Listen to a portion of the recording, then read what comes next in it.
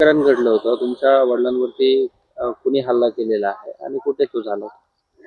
माझ्या वडिलांवरती शेतामध्ये जे इथं मी आता उभी आहे तिथेच हल्ला केला आहे. जिथे तुम्हाला मागे माझ्या तिथं विहीर दिसत आहे ना, तिथे तो आरोपी आला आणि माझ्या वडिलाला जीव जाईपर्यंत मारू लागला आणि त्याने विहिरीत सुद्धा त्यांना टाकण्याचा प्रयत्न केला होता. माझी फक्त एवढीच इच्छा आहे, आम्ही पोलिसामध्ये तक्रार पण केली आहे, पण माझी एवढीच इच्छा आहे की माझ्या वडिलाला वडील माझे इथे एकटेच असतात. आम्ही तिन्ही मुलं त्यांचे पुण्याला असतो. उद्या चालून असे काहीच नाही घडले पाहिजे, म्हणून त्या आरोपीवर जास्तीत जास्त कठोर कारवाई केली पाहिजे.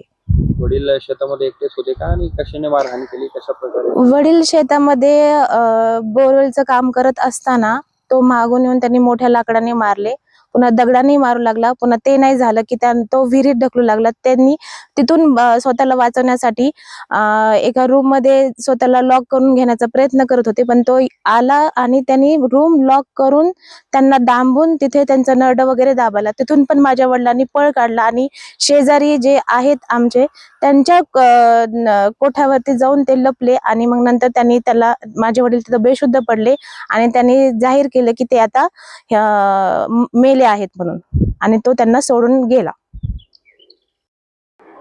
काय नेमकं तुमच्या सोबत घडलं होतं आणि काय प्रकार झाला, कुणी मारहाण केली? किरण राजाभाऊ शिंदे यांनी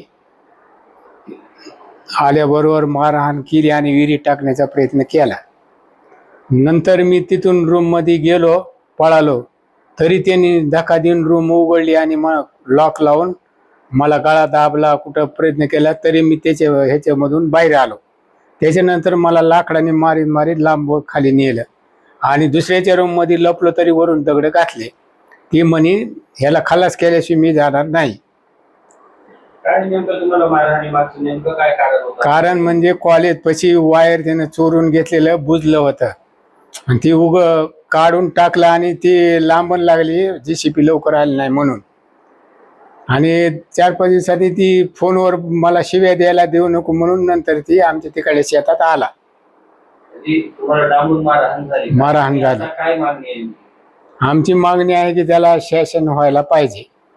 अटक अजून पण झालेली नाही, करायला पाहिजे.